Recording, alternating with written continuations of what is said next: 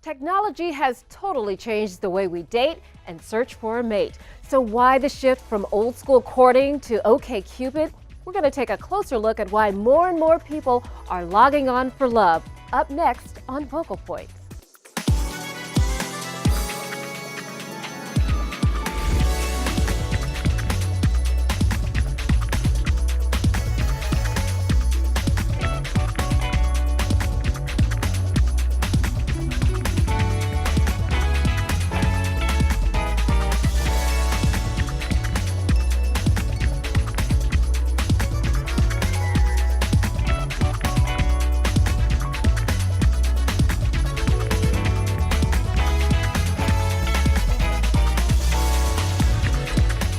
Hi, I'm Anqoinette Crosby, and welcome to Match Me If You Can, dating in the digital age. These days, singles aren't just trusting fate to find a soulmate. No, they're also turning to matchmakers and online dating experts to help them find that special someone. According to a recent Pew Research study, online dating doesn't have the same stigma as it once did years ago. In fact, most Americans now say it's a great way to meet people. 1 in 5 adults ages 25 through 34 years old have used dating sites, and older singles are making more online connections as well. The majority of digital daters, 66%, don't shy away from meeting up with someone they met online. But to get to that stage, they first need a profile, which is why 1 in 5 online daters have asked someone else to write their profile for them. Yet even with all of these digital tools at our fingertips, most Americans who are either married or in committed relationships say they actually met their partners the old-fashioned way, offline. Janice Armstrong is a columnist at the Philadelphia Daily News and the creator of the Sexy Singles franchise. Erica Etten is an online dating expert and the CEO of A Little Nudge. G. Sanders is vice president at the Paul C. Brunson Agency, an international matchmaking firm.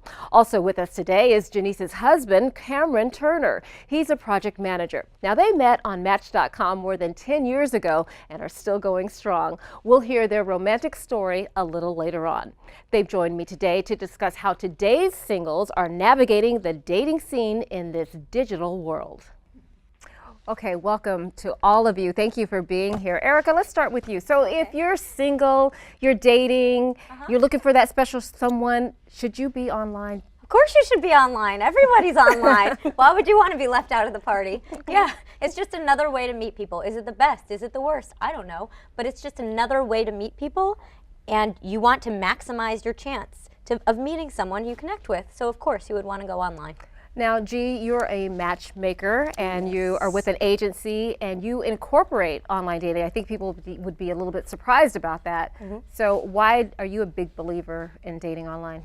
Because we believe in increasing your numbers, the introductions. So online gives like the best opportunity to reach a broader pool across the country, really around the world. So ultimately, as matchmakers, we don't just look at it from our sample that we have. We really encourage our clients to also expand their options and increase their opportunities, and online dating really gives you that best opportunity. When people come in and to you as well, are they a little hesitant at first and a little skeptical? Very much so. Yes. Yeah. Especially my older clients who perhaps were married for 20, 30, 40 years. Online dating didn't exist before, so they really need a lot of extra hand-holding. So we kind of talk through that and talk about how it's okay. You know, you're not giving out your number to the whole world. It's all right. They're not a bunch of, killers online. Well, that's the other thing. People are really concerned about the safety. So Absolutely. Lots of people are really thinking like, this is just for crazies or desperate people. And oftentimes that's, we're trying to encourage people that no, most people are incorporating online dating. And it's just like going to a club. Yeah, I tell them they can meet a crazy at the supermarket. Exactly. So what's the difference? Exactly. That's true, but how many of these profiles do you feel are not legit versus the ones that are the real You have to have a strategy. You have to figure out, which ones are the copy and pasters, which ones, are not authentically who they are. You use your same level of assessment that you would, again, organically in a club or in a supermarket that you would online. You just don't toss, safety to the wind. You still incorporate the same thing. Janice, are you finding the same thing as the girl about town? I know you do the Sexy Singles, which has been hugely popular in Philadelphia. What are the singles saying to you? You know, singles are saying that people don't date anymore. You know, that the guys will text them and say like, "What's up?" Hook up. Or, So they won't hear from him until a Friday night, and then they wonder, you know, should I go out with him? He wants to roll by or that kind of thing. So things are a lot more casual than they ever were, especially for the millennials. And then the older guys don't really. Sometimes they don't have the energy, and they just sort of want to come and sit on your couch. That's what I'm hearing an awful lot of. So I don't know what people would do if they weren't online dating.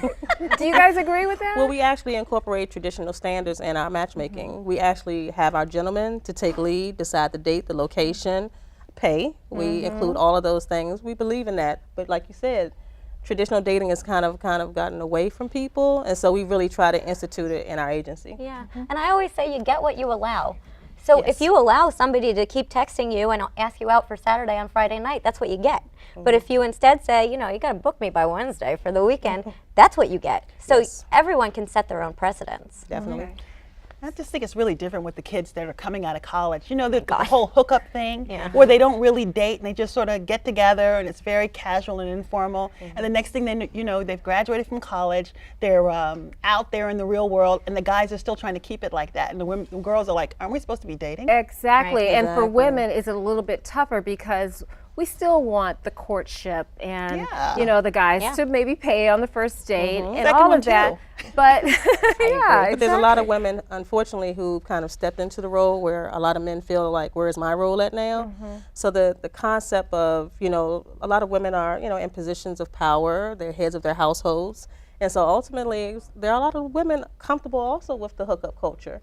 And a lot of our gentlemen are feeling like we constantly hear about men, but there's a lot of women also who are looking for casual things and not serious items. So, which makes it harder for those that are looking for Yes, it does. for the real thing. Now let's talk about free sites versus the paid sites. What are your beliefs on that? I think you should pay at least $15.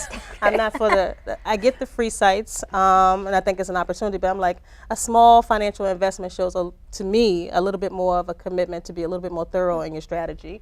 But I like the free sites as well. Okay. Yeah, I tell my clients if they are looking for something on the more serious side, their better bet is to pay for an online dating site like a Match or an eHarmony, because at least you know people have skin in the game. Now that's not to say you're not going to find serious people on OkCupid, which is free, or Tinder, which is free. I know plenty of relationships that started on those sites, but it's just one threshold you know people have crossed. They've put their credit card in. And you know he has a credit card. That's true. Right. That's one way of betting them, just a little bit. Just a little bit. That is true. Yeah. So what about the what about the upgrades though? I mean, some of these free sites you can upgrade. So You can. Should you do that as well? Most people don't, though. When they go onto the free sites, they kind of, you know. Most don't. Most don't. They utilize the service for the free service. And, you know, ultimately, I think, again, it's that small price point, you know, kind of shows a little bit more commitment. Yeah. Okay. I like the upgrades though, actually. So I have to know all of the sites for my clients because they're on every site you could imagine. So I always buy the upgrades so I see the difference. And I actually think the new Tinder upgrade is excellent because you can search not just in your own vicinity, and it has an undo button if you accidentally pass a good match. Okay, so Tinder has, I don't know if it's a stigma, but people do look at it as more of a hookup site. Well, if you both hook up, then it's a hookup site, right? Right. But so do you actually encourage your clients to try it out? Only if they bring it up first. I'm not going to be like, go on Tinder. It does have that I don't want to say bad reputation. It has a reputation of being casual, but that's only if the two people are casual about it. If they're serious about it, it's no longer casual. What about the specific sites, the ones that are like the J Dates or Black People Meet? Do you encourage that as well? I happen to be a fan of Black People Meet. Okay. And I'm a fan of J-Date. Most of my team says, oh, you know, Black People Meet, you're not going to find equality people. And I think it goes back to what Erica was saying. It's about your strategy. So you kind of draw what you put out. Yes. So ultimately, I really think you can go onto any site if you have a strategy towards your goal. You keep bringing up that word strategy. Let's talk about a strategy. So, you know, maybe you have been on a dating site, have not been successful. Your profiles are not getting the likes, the winks, whatever. What do you do? Well, first of all, you get some honest feedback about your profile picture because you kind of live and die by profile pictures today. I often tell a lot of clients, particularly I know one of the feedback we give often is when you're having to give your picture, make sure you have a full body, not a half a body. You know, you want to give, you know, as much information in a very concise way, but keep in mind that people are kind of going through the sites very fast, profiles very fast. A full body picture is definitely a way to get more marketing toward yourself, but a good one. Okay, a group photo or just yourself? No, Yeah. absolutely No. not. Okay. No, you don't want someone picking, oh, which one, whose profile? That one Oh, looks she's really hot, cute. Or that's what? so chic. Yeah. Right. I don't know. Yeah, And never. here's my pet peeve: cell phone photos. Oh, yeah. Oh, no. Some of the worst Selfies. angles. Selfies. And also, I just think generally speaking, if you're going to market yourself, do it the best way possible and get professional photos taken of Bathroom yourself. shots. I mean, Horrid. yes, professional photos, not cell phone photos. Yeah. I agree with professional photos, not in a studio, not not a glamour shot or anything, Yeah. but something in a natural setting outside or in your home, something that just no one cares if you paid for the pictures if you look good. Right. Exactly. Okay, so we've talked about photos. What about the profile? I was looking at a few of, I don't know, people's profiles, and there's a lot of negativity. I don't want this, that, or the other thing. And then one woman said, I had 2 surgeries, and I need a man to take care of me. I mean, why would you even put that out there? And who's going to even, click on you? I Sounds mean, like a winner. Yeah, exactly. So talk about the profiles. How should they be written? We encourage our clients to be very brief. Oh. Nothing lengthy. Don't offer too much because I believe you can flirt online. Give a little chase. So if you offer too much about yourself, you could eliminate yourself before you even get the date. It's true. Well, I could talk all day, so how much time do we have? Go for it. You have to stand out. So there are so many profiles that just say, I like to laugh and have fun. I'm just Walk as- on the beach. I'm just go as to the comfortable in a movies. little black dress as I am jeans and a t-shirt, whatever it is. I like to go out. I like to stay in with, who cares, right? So I say, find the things that make you unique and then write about it. I don't care if you do underwater basket weaving, whatever it is. I don't know where I just came up with that, but whatever it is, just be honest about it. Be true to yourself, because even though you're going to exclude some people, you'll include the right people. Okay, so Janice, you must have wrote a winning profile. Well, I write for a living, so Yeah, that that's wasn't true. hard. Yeah. But the biggest thing I did was I'm not a woman who tells her age, because I always believe that a woman who will tell her age will tell everything. Okay. So, but this time I told my real age.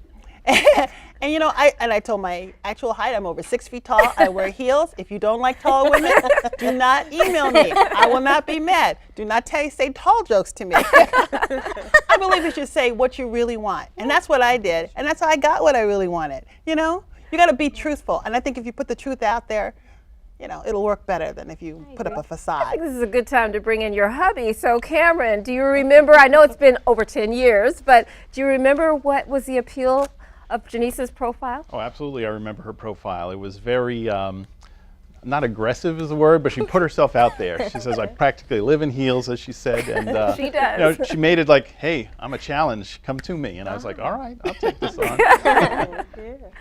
So Cameron, for you as a guy, were you hesitant at first to get on Match? Because that was 10 years ago and it was still fairly new. And No, I didn't really hesitate. Well, I said, well, let's give it a try. And I started browsing through the profiles and said, wow, there's actually some interesting ladies out here. Let me try to meet them. I found one of the things to talk about how to contact people. At first I was writing lengthy introduction letters and wasn't having, I was getting some responses, but not really the ones I was looking for. And in fact, I sent one to Janice at one point, then her profile disappeared. She never responded.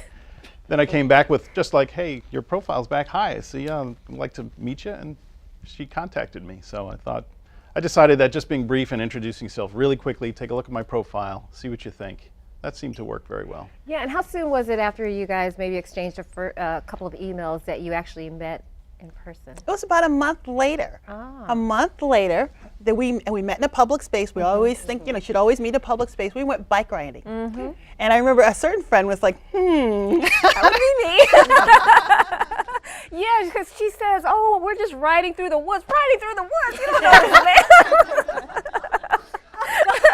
So I wouldn't highly suggest that. Cameron is such a nice guy, but I would. I got to see him in bike shorts. Oh, well, that's right. You did tell me that. Yeah, We also Cameron. got to see you in Yeah, that's true. That's true. So that brings up another point, and that is, when should you take it offline? You know, how many emails, how many phone calls? Oh, Missy, I know what you're going to say.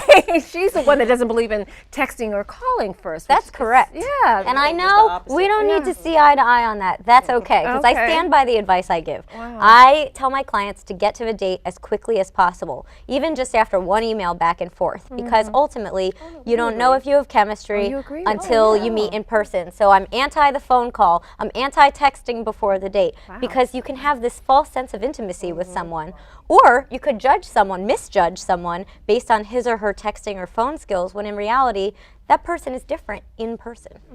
We tell people that you don't want to build up momentum by having extended written communication, and also like lots of phone calls. We do encourage one phone call, but we definitely encourage that, you need to meet as quickly as possible, because it can be so disappointing to have so much kind of idealism about, oh, I think this person is great, I love their voice, I love everything they say, and then you walk into a room and it's just like, you can't even control your reaction. It's so disappointing for both parties, if it's one person don't like the other, and it's like, you can tell in their face, like, and then they're looking at their watch, or they're saying, I got a phone call, and it's like, it's the worst feeling in the world. So we really do say, yes, get out of the computer as quickly as possible, get to that meetup as quickly as possible, and make your decision whether or not, if there's natural chemistry between the two of you. Okay. Janice, you're nodding your head. Well, she's making a lot of sense. I would have thought you'd go back and forth a little bit, too. but That's what I would from now think. on, I'm going to give folks the kind of advice you just gave, because I think that sounds right. Okay, so when you do meet that person, how long should you give it? So should you stay there for about an hour, about an hour, or we've sent 30 minutes? We generally tell people 30 minutes to an hour, but then we also know as a team, sometimes when you put too many parameters, again, it kind of goes against the natural flow of your conversation. If you feel like, oh, we said we were only going to stay here for an hour, I should go, maybe I'm talking too much, versus go with what really feels right, and really create a situation where you both are in a comfortable, neutral, open space, so that both of you can feel comfortable and safe. Do you find, though, that with online dating, it is so easy, if the date isn't going exactly right, if he or she doesn't look exactly the way you thought they were going to look, you could be on your phone 20 minutes later going to the next profile and hooking yourself up with somebody else? I do think people aren't giving people enough of a chance these days. They're making very quick decisions after the first date. I don't have rules about how long to stay on the first date. I just say, you can always add dinner, but you can't take it back. So you start with a cup of coffee or a drink, and then if you want to stay longer, you can. But yeah, I always encourage my clients to go on 2 dates if you're not sure after the first date, because people do get nervous. They don't open up necessarily. And most people we know in happy relationships, it wasn't gaga love at first sight. Usually those fizzle. Right. So your clientele, high end. Yes. And so when you tell them, hey, try Black People Meet or Match or whatever, are they a little bit like, come on now? The Black People Meet is definitely like, and they usually are not interested because of the stereotypes of certain sites, again, of not presenting quality eligible bachelors or bachelorettes. And again, we just try to really, really enforce about the idea of strategy. How do you apply your strategy? Because I do find it interesting that even I'm saying it out loud, I'm 44. So ultimately, I fall in the category of middle-aged. I do find it interesting, these kind of over-romanticized ideas about love and romance and dating that, again, like you said, they're elimination at the first date. Like if there's no spark, no chemistry, next. Right. And it's a lot of, shopping around. So we are kind of really working with our clients really closely, trying to encourage them to really look at more items than just the physical chemistry, to be able to kind of look towards more of a connection than just like the next match. Easier said than done. It is. Of course. So how successful have you been with your clients, especially when you've incorporated online dating? We have been more successful with our coaching and supporting our clients to basically be their own matchmaker. I think lots of people do come to us because they kind of want a magic wand, and we're like, we have a sample of what exists. We don't have a box where we conjure up men and women, and like a weird science. We don't have that, and so we really want people to recognize the same thing that we are doing. You could do for yourself. That you really need to have a certain level of an algorithm of how you're choosing people that you date. Is it like a full-time job? That's, I think, why we all do what we do. People come to me because they don't have time to do don't, online yes. dating. It is a full-time job, so It does take time. I can do that job for them while they're doing their real job. Yes. And so, what would you suggest? How many dates should you be going on per week, per month? I say at least 2 dates within a 7-day period. I don't have rules about that either. It's really whatever you can do without overwhelming yourself. I mean, certain people get more overwhelmed than others.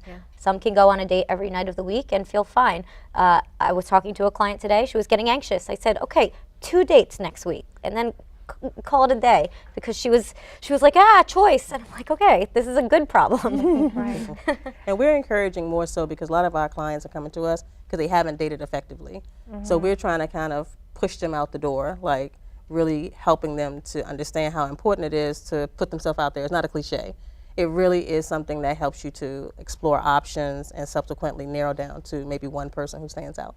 But isn't it's quality over quantity? Sure. So, you should really, you're saying 2 dates. Can you really find, are you just saying go on date after date after date? It's quality, but you have to expand your quantity to find the quality. It's a numbers game. So if you're only dating 3 wrong people, you're really limiting yourself. So we're saying expand your options, and again, have a criteria for your options, and then ultimately narrow down to one. Okay. Of course, there are lots of opinions and advice out there on how best to meet prospects. At a recent dating event held at the museum in Washington, D.C., I talked with several people about this issue, including the head of G's company, Paul C. Brunson.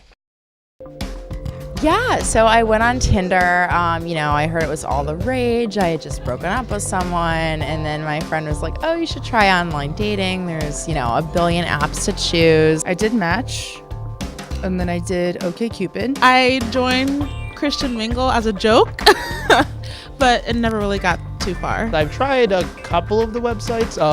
No luck on those, but, not for me. I'm just playing it cool. I don't have any goals. Could be a lot of fun, an easy way to meet people and just make new social circles. Well, it's not for the faint of heart, and it's not for people who have a fixed idea of what they want to get. You see a person, you see their profile, and then most people do judgments like really fast. And then I find myself kind of getting into this groove where I'm judging people based on pictures flying by. My mother told me on vacation in December how awful she thinks it is, and it's, society's downfall, and I laughed my ass off. The thing is, there are so many couples out there, together, married, or dating and happy, who met online. The proof is there. It's just, I think it might be harder than people expect. Folks are not A, self-aware, right, and B, open-minded. And what I mean by self-aware is that we have what we call the matchmaking dilemma. People come to us and they're a 7, but they want a 10, if you know what I mean. And they're not looking for another 7, right? So knowing who you are, right, and then being open-minded to know that love could come at an unexpected time or in an unexpected package. That's important. Most people meet their significant other not through a matchmaker, not through an online dating site. They meet them through their social circle. So the best thing that you could do is expand your social circle. Bottom line is that the more people that you meet that share your values, the better likelihood you're going to get lots of opportunity in life. Not just a husband, but more job opportunities, more partnerships. And so think about ways that you can meet new people that share your values. Meetup.com, right? Here in DC, we have Side Tour, right? There's lots of small events that are happening that align you with people that share your values that you can participate in, and then you meet more people. You want to get happy with yourself, right? The people who do the best in dating and do the best then once they get married are the people who truly love their self. So, G, that was your boss, and he boss. said about loving yourself. Do you find your clients that come in and there's some other things that they need to work on as well?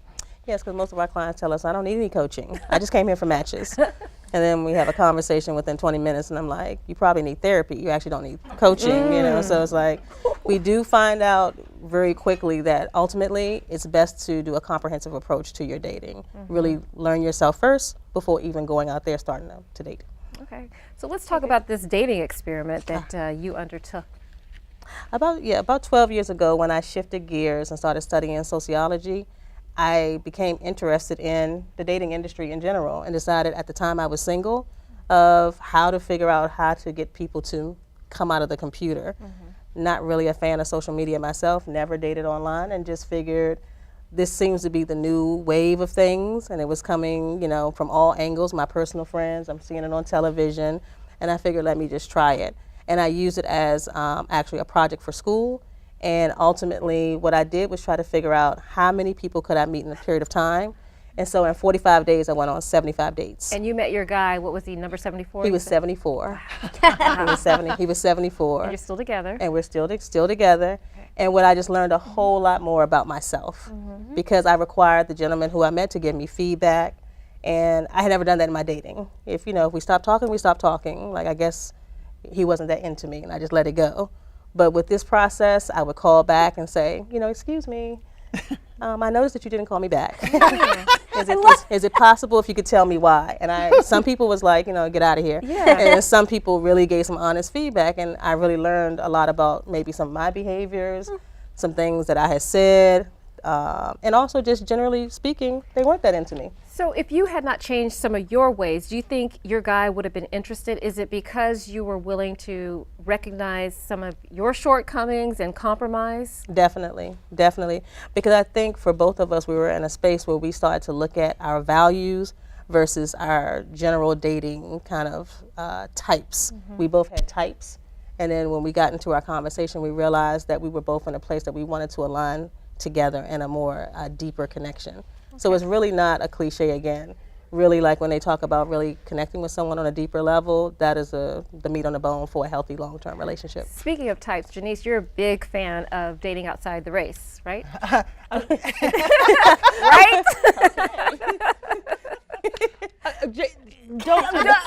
I'm not limiting yourself. Right. Okay. Not limiting yourself. I understand everyone has a preference. Like my one rule was, you could not be dumb and you could not be short. Okay. So everyone has their, but I just think you should be open-minded, especially when you're in a place where you might be a minority and you might be the only one. Why would you just limit yourself to one person? I agree. One type of person. Keep your options open. I agree. I agree too. Definitely.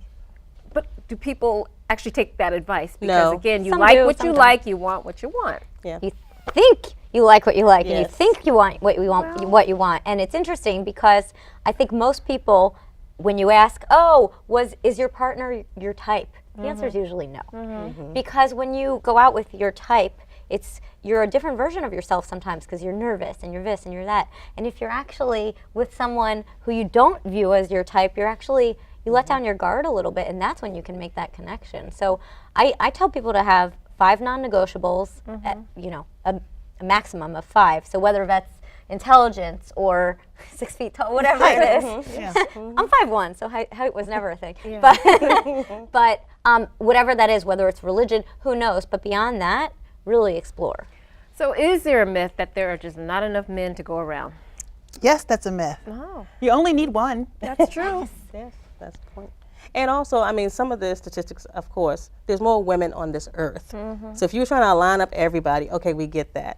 But then we do have women who will come to our agency, and so, like you said, you're 5'1", I'm 5'2", and they'll say, like, I don't want to date anyone that's not at least 6 feet. And I'm like, why? No. Just because. And I'm like, okay, well, you realize that there's not as many 6 feet men on this earth, so you're already dwindling down your pool. So we do understand having your absolutes of what you're not going to consider, but we consider those things to be something that compromises other aspects of your life. And so we do realize that lots of people kind of fall into just the myths of not really knowing that there are lots of serious-minded men here. I talked to your boss, and I asked him, how long should you stay on a date? See, the guy walks in, and you're not attracted to him. He said, get out of there. I disagree. Do you agree with your boss? No. No. Me and him go back and forth on this because we really value chemistry. And I think what you're looking at is from a gentleman's perspective and a woman's perspective, that chemistry is very important. But I do think chemistry can grow. I strongly believe that chemistry can grow. I do too. Also, not every date is going to be this big love connection, right? But every date, you can learn something from that person. Perhaps they're a business contact. So I always recommend staying at least for the one coffee or the one drink, because if you change your mindset to, okay, I'm never going to be attracted to this person, but instead, what can I learn from this person? You know, what can I share with this person? What can I learn about that person? And then you never really have a bad date. Yeah, I think you're right about that. But you should also trust your inner voice. Deep down inside, you know. Yeah. I know so many women who've gone out on dates, to date number 3, date number 4 with a guy who they knew from jump they would never be interested in. But don't you respect that they're giving that person a chance? They're also kind of wasting his time and their own time. When deep down inside, they know. That's a flash of intuition you have. And that is a good point. And those are for the people who know themselves. Unfortunately, so many people do not. So they're listening to so many varying opinions. You know, their views are so distorted on what they want and who they are. We often talk about esteem versus image. Now, I understand what you think, you know, you look like, but I know I know what your picture says. And so in all honesty, that means your view is skewed. So you'll tell me you want a certain gentleman, Boris Kojo. And I'm looking at your picture and I'm like, that's not going to happen. Okay, so now we're talking about leagues. Stay within your league. Or at least understand who you are and what is your value. And lots of people's views of themselves is skewed. So when you really understand yourself, I agree. You can listen to your inner voice and you'll know. But unfortunately, there's some people who could use some other support. So should we be concerned about millennials? We were talking about that. Yes. Yeah. Yes. In what way? Just that, what I would say is that millennials are impacting other generations. So ultimately, you know, I think millennials are, you know, maybe having like a faster pace with their dating and so forth. But we work mostly with people over 35. And I feel like sometimes I'm talking to a millennial and I'm like, you know, don't you want to meet them? Well, not yet. Can we have a few more conversations? Why do we have to hurry up and, you know, can we do a FaceTime? And I'm like, but you live around the corner from each other, so why would you want to do a FaceTime? That was another question I had. Should you do FaceTime Skyping prior to? I don't know. Only if you're not in the area. Yeah. I mean, I would say if you're not local. But I was going to say with the millennial question, you know, it's interesting. It's so much easier to find a date, but it's so much harder to keep someone. Yes. In this day and age with all of the technology. You could That's go out true. on 75. You could go out on 5 dates today. You know, but it's that mentality of next. So it's much harder. And I think, because you hear women say, oh, he disappeared, or guys say that too, that they disappeared, so you don't have the courtesy of knowing rude. why. So you know why. Yeah, Well, There's one reason. There's one reason, right? He's not that into you. Let's bring Cameron back into the conversation. So what was your experience? Obviously, you got the best, but you know, I'll let you tread a little bit lightly. So Well, when overall. you talk about dating outside of your ethnicity, I went on a sort of selective site where there were a lot of people not of my ethnicity, and I had a lot of contacts. But I found that we didn't really relate too well. So maybe it's because I had a preference, a pretty strong preference, and I wanted to stick with that. But I mean, I don't really know what else to say about that. yeah, okay, and smart man. Okay, very good.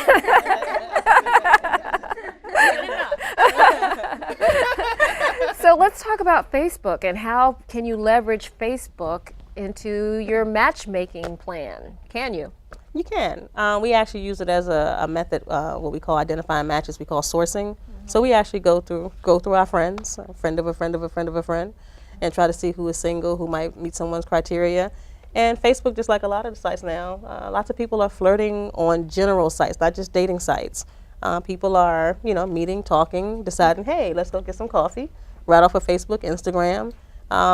They don't know each other, but there's a lot of flirting and, you know, casual introductions happening on those basic sites. Yeah, I actually though I agree. Any way you meet someone is fine. It doesn't matter if you're meeting people. But I will say I don't encourage looking up people before the date, which I realize everybody is doing these days. But if you're on an online dating site, you're not required to tell the other person your last name, your email. You don't have to tell them that. I prefer people just go out and actually talk.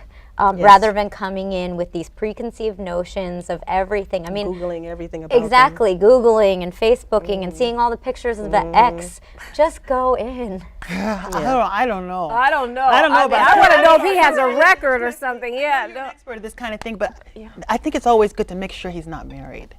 married or a criminal. Right. Yeah, but see, I have the opinion of innocent until proven guilty, right? I don't want to go in thinking Verify. that every Right. we can agree to disagree. But before we didn't have these options, I think that's what, ultimately we said, like, there's all these means of connecting, and still people are even further separated.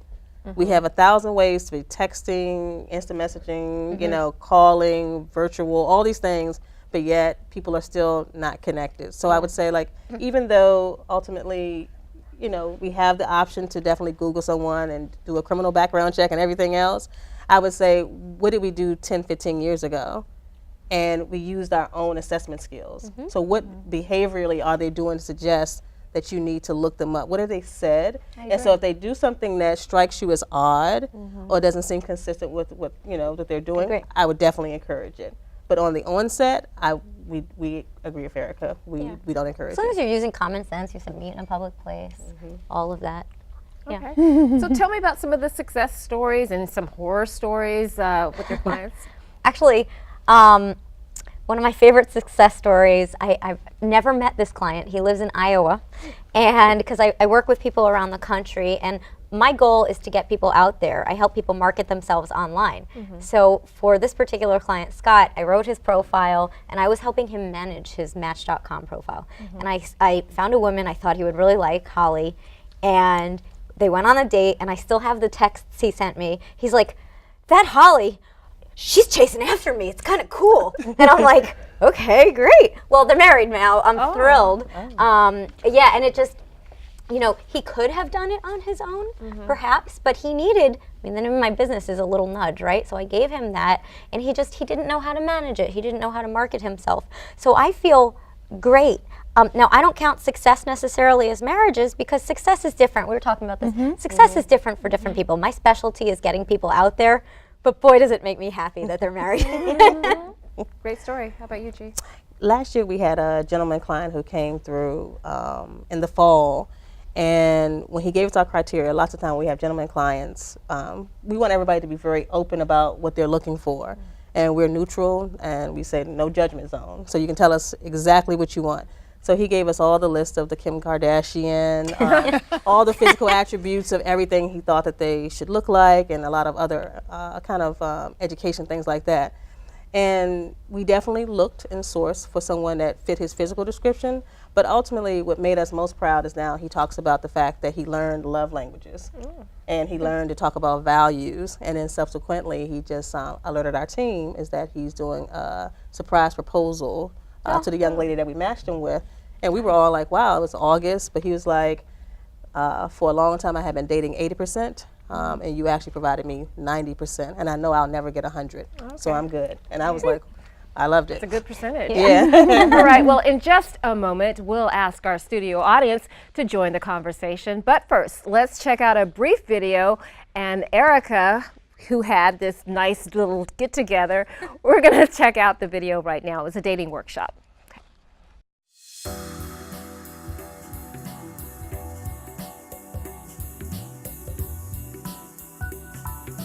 So statistically, the busiest time of the year for online dating is between December 26th and February 14th. No surprise, right? And the busiest day of the entire year is the Sunday after New Year's. So most people think that writing an online dating profile is a one-time job, and they go really quickly. So isn't it funny that the important things we do in life, we rush through? We spend way more time researching all of those trivial things than we do the important things. And the same thing is true for online dating. So people race through, write it as quickly as possible, and then they forget what they put there and they never check it again. This is one thing to actually take your time on because you're not marketing a product, you're not marketing a service, you're marketing yourself. You want to make sure you're marketing yourself well. Have at least one clear face photo.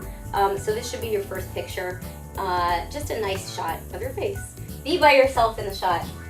Oh goodness. So, can we start yelling out reasons why you should be by yourself in the shot? So they'll know who you are. Thank you! Thank you! Well, whose profile? Yeah, which one? Which one? Yeah. I forget it, right? Any other reasons? Other people might look better in that picture. Yes! Don't be compared to your friends. This is horrible, and it happened to a client of mine about 3 years ago. She called me frantically and said, I don't know what happened, something got matched. Someone emailed me and asked for my friend's number. because she forgot she had posted a picture with friends, and while she was very attractive, so was her friend. So you're gonna already be compared to the other people on the site. No need to be compared to your friends. And we've all seen profiles that you read. It's lovely, lovely, lovely, and then so mean at the end, right? It's like, Cool. well, no, it's like drama queens need not apply, or like, I don't know, who's in the Super Bowl? Patriots fans need not apply. Really? Really? So I would just say end it on a positive note. Don't write to me if you're not looking for something serious. We see it in many forms. I'm not looking for players. I'm not looking for serial daters. I'm not looking for one-night stands. I'm not looking for hookups. We see this all the time, and all that does is turn people off. Because even if you're not looking for that, just reading that is so negative. So how about instead, I'm looking for someone who's ready for a meaningful relationship. Doesn't that sound so much more welcoming? So it's really, if you're having these thoughts, I always ask people they're non-negotiables, right? And a lot of people will start with, well, I don't want this and I don't want this. I say, okay, let's change it. What do you want? Because the don't want, we can rule out, but it's the, I want to hear the positive first. We'll start our Q&A session in just a minute, so our studio audience, get your comments and questions ready. But first, here's a response from a question we tweeted. It is, has technology changed your dating life or that of someone you know? Well, Hi Blackbird tweeted back, just like your two guests, I met my husband on Black People Meet and have been smiling ever since. Well, that's great. Okay, so now we're going to get the studio audience in on the fun, and you said you have a question or a comment? Go ahead, what's your name? My name is Hedalia. I had a question for the three ladies up in the front. Okay, why don't we stand up? Sure. What are your advice for women or men who have been through a really bad divorce and can't trust, to get back into the dating scene? What are your advice for them, and what do you do for them? That's a great question. My advice is to take the time you need first. So I think in getting out of any relationship, there's a certain ratio, and it's different for everyone. The time you need to heal, and then ultimately someone else. But if it was very traumatic, I would say that time is probably elongated. I'm a big fan of therapy, so talk to somebody, because I do believe, like we were saying before, you have to love yourself before you can love someone else, and it's really just reflecting on what went wrong and what you can do differently. So Cameron may have a good insight to that, because you were divorced and then you went out there, and how long did it take you? Well, I also had a young son, so I took about 1.5 years before I really started dating again, and I really thought very carefully about the type of person I was looking to meet, building on my previous experience. And I thought about who I was and the type of person I would really succeed with, and I found my wife. There she and is. she was a very good fit. Great. Perfect. Thank you, Cameron. Yeah. Okay, and you have a question or comment? Why don't you stand for us? What's your name? My name is Tyrone. Hi, Tyrone. This is for the two young ladies that advise clients. How do you advise your clients to overcome the candy store aspect of some of these sites, which they actually encourage by giving you 10 or 20 choices when you send an email to someone? We encourage them by first having them to set up the criteria that they're looking for. Lots of times people are looking at online sites as a candy store and just looking at the pictures, flirting. We really encourage our clients to really take a strategic process, and we even break it down into weekly what they should be doing, exactly how many profiles they should be looking at. We actually tell them how many emails they should be sending out. We actually discuss with them on a regular basis, like, so why did you select this one over that one? How are you following up? So really when someone has a coach, it kind of can hold them accountable to kind of not just go in a candy store and eat all the candy, to kind of be a little bit more select and maybe have some fruit. So, so it kind of helps to have a coach to kind of shake them every now and then to stay focused. So are you dating online? I am, yes. Okay, how's it going and which sites? I was on Match.com. Okay. I'm on Plenty of Fish now. How is that? And did you upgrade, or are you doing free stuff? I'm doing the free stuff. Oh, okay. Yeah. But you listened to them and now you're thinking about upgrading? So you're single Perhaps. still? I am still. Oh, I need to talk to you later. What are you looking for? I mean, come on. Oh, yeah. What are you looking for? I'm actually looking for a connection. That's it? No, well, that's important to me. It is very important. Yes. Okay, so were you married or? Yes, I was divorced a few years back, separated probably about 7 to 8 years ago. Okay. We'll talk to them after the show. right. All right. Thank you. Yeah, Anybody actually, else? I was just going to add something I always say is I never use the word still with single because it makes it have a negative connotation. So I try to I try to encourage people to say the positive. I'm single and looking instead of still single because it makes you feel badly about yourself, right? So that's like my big thing. No more still. No still. Is there a certain time of year that's better than others to Springtime. Springtime. I would think the winter. But I don't like the winter. Usually, if you haven't already made it to the cut for the winter, the holidays, family celebrations, it's kind of a hard time to date in the winter because usually people have already cemented their connection for the winter of who they're taking home for the holidays. In advance. Yes, in advance. There's a term for that now. It's called cuffing season. Have you ever heard of cuffing season? Okay, well, I didn't You realize that. get cuffed in the fall, Yes. and you get uncuffed come spring. Right. So heard of the cuffing turkey season drop, but not starts, well before it gets cold. Well before, yes. So that that's when the true. blizzard hits, you're not scrambling around on Craigslist looking for somebody. Exactly. well, I would hope Very not. true. Very true. People do. I wrote a story about it for the Philadelphia Daily News, how singles were online looking for people to that's come right. They're Yeah. Blizzard, right? Blizzard Not buddies Blizzard, and such. Blizzard Blizzard buddies. romances And then 9 and months all. later, Blizzard baby. Yeah. Blizzard babies, yes, yeah. Although statistically, the period between the day after Christmas and Valentine's Day is the busiest time for online dating. It's the busy, yes, definitely for online dating, and just kind of like in general up until what I say is the springtime when everybody's kind of gets out of the winter blues. Exactly. And all the flowers are blossoming. Yep. So Janice, you're very successful with your Sexy Singles in Philadelphia. Yeah. It's kind of an online thing too because people get to look at the Sexy Singles online. And there have been some marriages and Oh, yes. some relationships out of that? Yeah, we started about 12 years ago, and it was like a one-time thing where we decided to name the sexiest singles in Philadelphia. We took great pictures of fabulous, sports anchors, lawyers, all kinds of people, and put them in the paper, and we sold out. It was such a success, we started to do it the next year, and the next year, and the next year. And now it's one of the most popular things that the paper does. And yes, we've had some successful marriages, but more importantly, we've made a lot of people feel really good about themselves. And that's what I'm really proud of. People who might sit in a cubicle all day, we treat them like supermodels. We take the best picture of them they're probably ever going to have taken in life. We blow it up big, we put them in wardrobe hair, and we put it in the paper, and then we have them walk the red carpet at the Sexy Singles party. And I think by the time that process, they go through that, they feel better about being single. They're being celebrated and held up as someone to admire, and boy, do the men and women come after them then. So they're usually feeling pretty good. I think you bring up a good point, and that's really kind of maybe a makeover. Getting people. Do you guys agree with that too? Yeah, we have a stylist on our team. Oh, let's talk about that. Yeah, we definitely. Again, it's not just about exterior not being the only thing to focus on, but for a lot of people, it can kind of get you in the door. So we do work with people to figure out a date look. Lots of people have, career look, social look, and we're saying you need a date look so that you can attract more individuals to focus on your assets. Okay. Any audience dating stories? Why don't you stand up? Okay. Hello, my name is Bertha. My dating story is I've been on Plenty of Fish. And so I'm a little reluctant on going out on a lot of dates because DC is such a small world. And you don't want to look like, oh, there she is, she's been on, there she is. So anyway, there's one guy that I went out with and then found out that this guy was married. And so that's not a very comfortable thing, and it actually makes you reluctant to go out and do some of the online dating, even though online they said that they were single or it's complicated or something like that. They said it was complicated? Did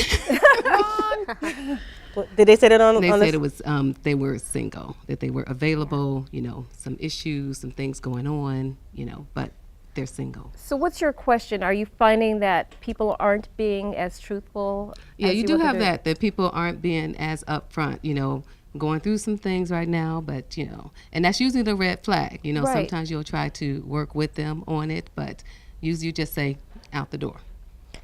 That's a tough, nobody should have to go through that, first of all, right? But as hard as it is, easier said than done, but you can't let one man's bad behavior stop you from meeting other prospects because he's not representative. I'll just say that. And I would hate for his bad behavior to affect you for a long period of time. For all the other, honest gentlemen Yeah. who are on there. And also, don't ignore the red flags.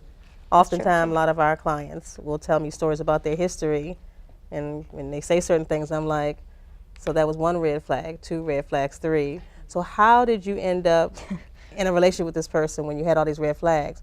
So ultimately, what we're saying is definitely, keep your eyes and ears open, and definitely have more of a filter.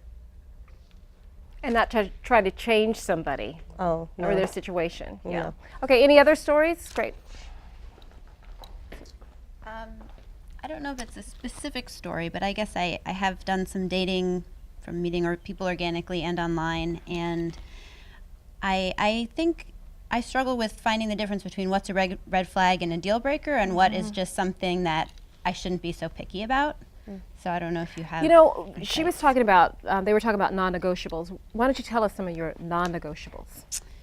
I was actually trying to think of my 5 when Erica said that. Well, let's start with maybe 2 or 3.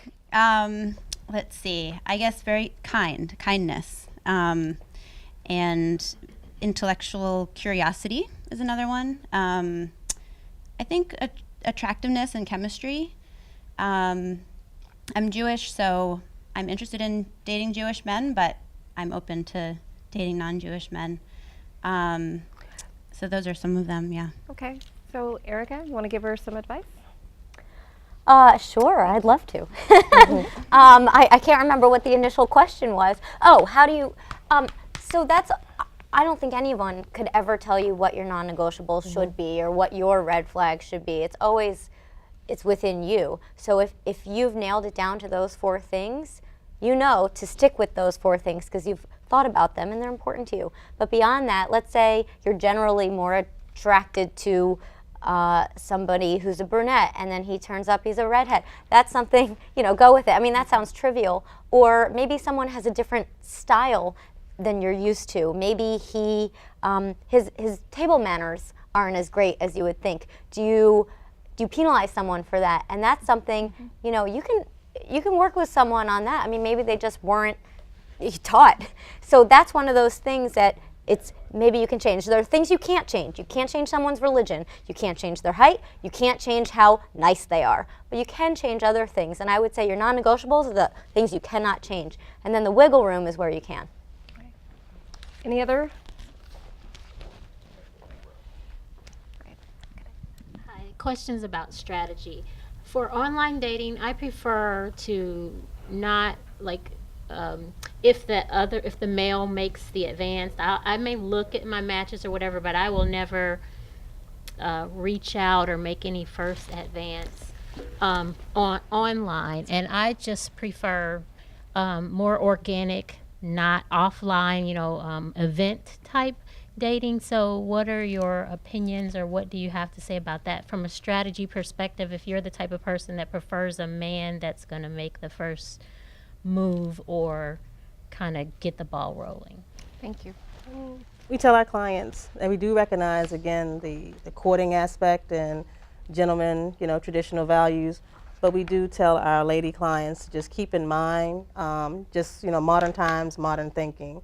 So we're not saying to do away with your traditional values. We're saying incorporate some aspects of, again, the strategy.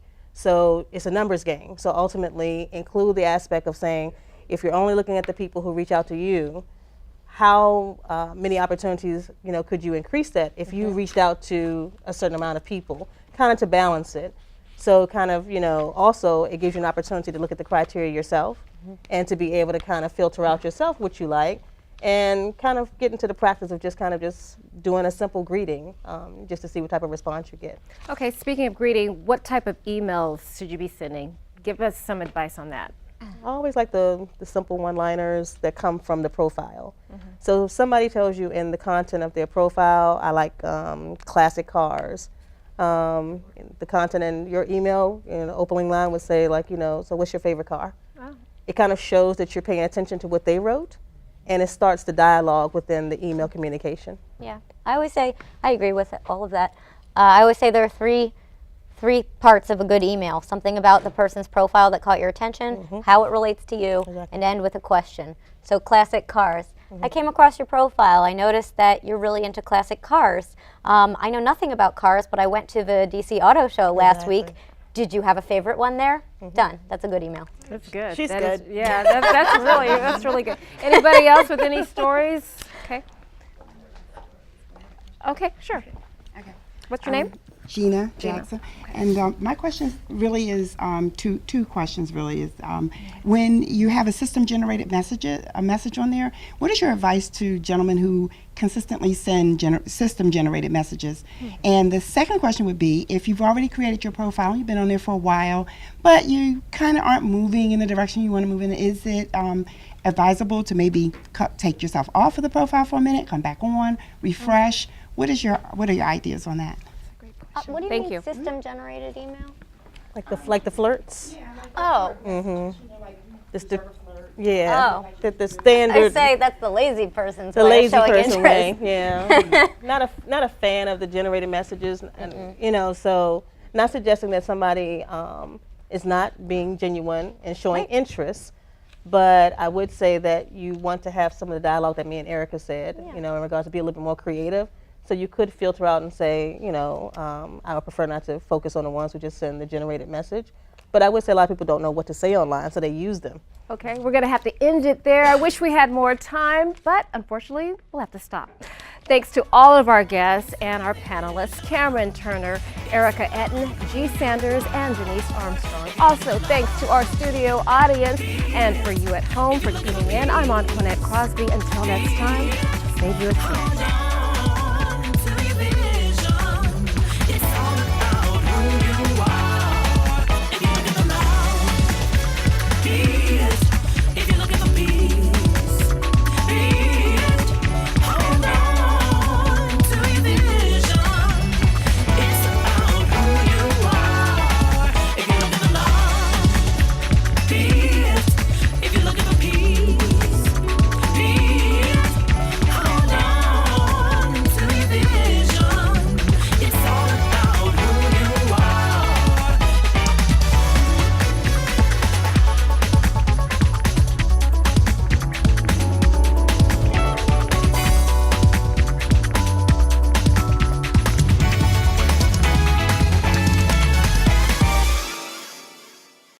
This program was produced by WHUT, Howard University Television, and made possible by contributions from viewers like you. Thank you.